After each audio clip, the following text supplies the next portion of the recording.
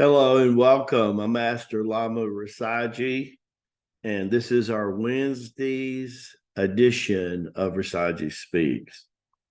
Let's look at what our title today of today's lesson is. Bridging the Divide, Yogananda's Teachings in Interfaith Dialogues, right? So, I've had people recently, it's kind of funny, really, how I believe and how I feel about everything is like right out there for everybody to hear and see. But every now and then you have somebody and you kind of know that they're trying to poke the bear. You understand the concept of poke the bear? They'll send me an email wanting to get me on record of saying something about faith and how I feel and how I believe so they can turn around one day and use it against me. Oh, I'm a Jesus, I know I'm a country boy and I'm a little bit slow sometimes, but I kind of see that coming 10,000 miles away. But what I'll share with you, not that it's that important, I am a Taoist, metaphysician, Catholic, Christian, Eucharistic minister, Siddhana master, and one of the 12 master lamas in the world. Now, I'll kind of give you a sense. The belief in the Lama theory is very Unitarian. They were already Unitarian before even Christianity was even formed yet. But Krishna means Christ of Asia. In the autobiography of yoga, Yogananda calls Baba G the yoga Christ of India. Think about it, right?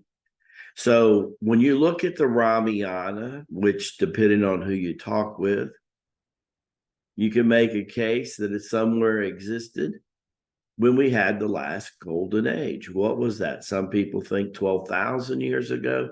Some think closer to 24,000 years ago.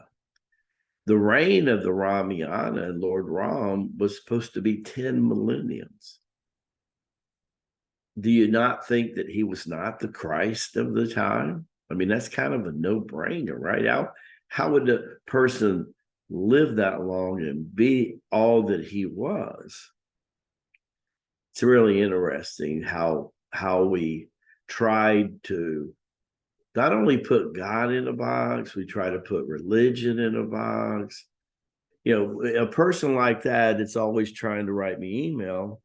If they would have spent time going through the archives the last 6 to 8 months, they would have known how we feel about it, right?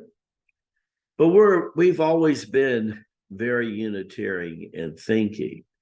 That's the Lama theory itself, and we will continue to be that way when the Lama theory is built on North American soil. In other words, respect all dialogue between all religions, non-religious, all spiritual people having a physical experience. Are we not? We're soul, Sharat, with a Shakti, a spirit.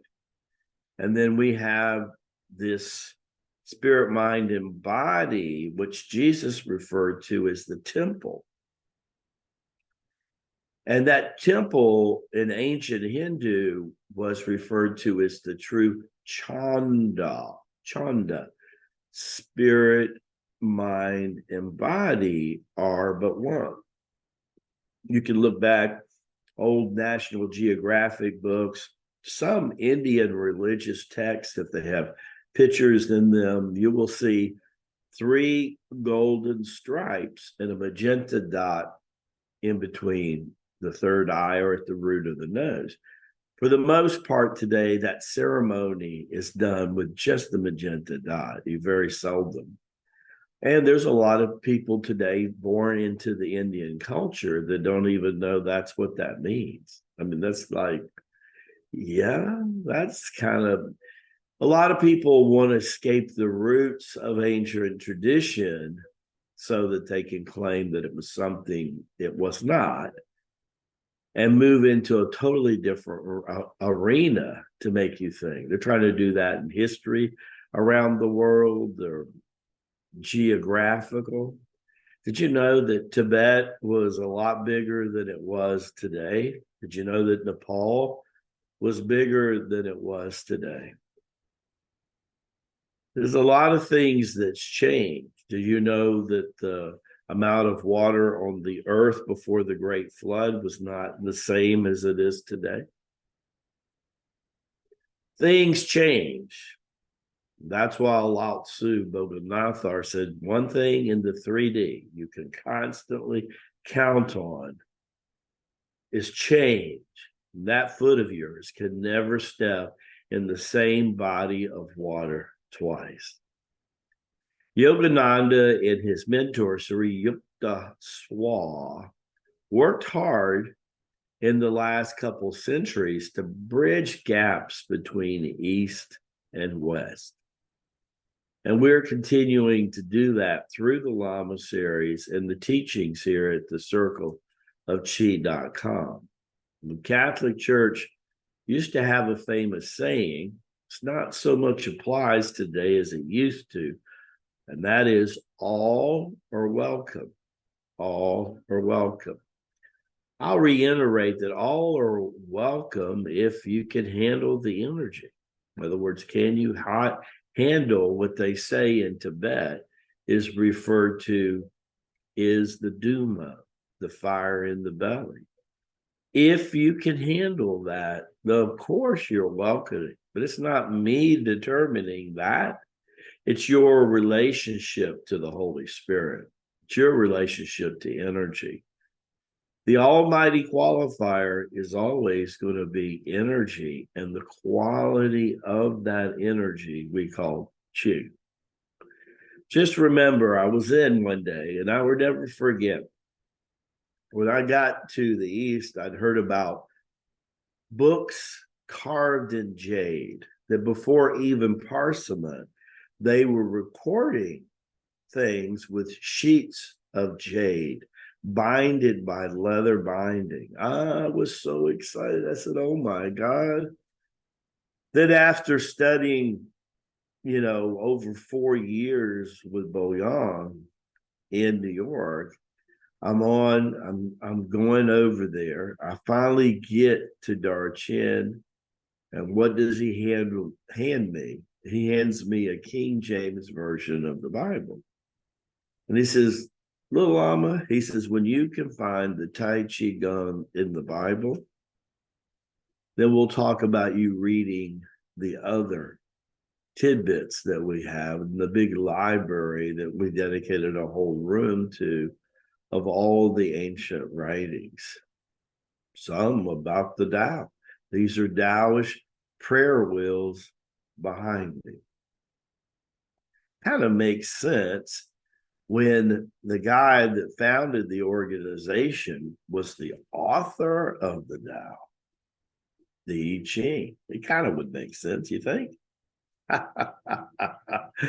so happy you stopped by today.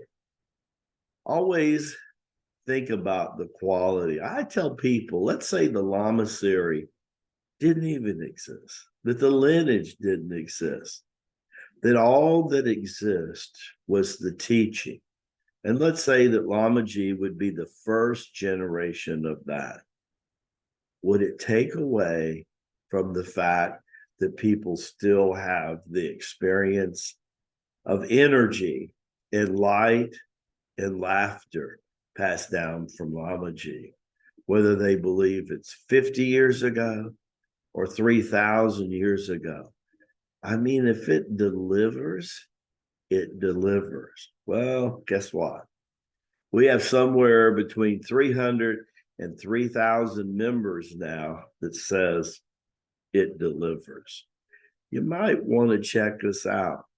You're signing up today. Just remember, you can get in the gathering today at 1 p.m. Eastern time with Sister Lynette or at 7:30 tonight with Sister Don. They would love to have you in. And if you come in, tell them that Lama G sent you, that you heard about it on Rasaji Speaks. Baraka Bashai, may the blessings be to you and your glorious family. I'll see you tomorrow, bright and early on Thursday. Don't be late. God bless.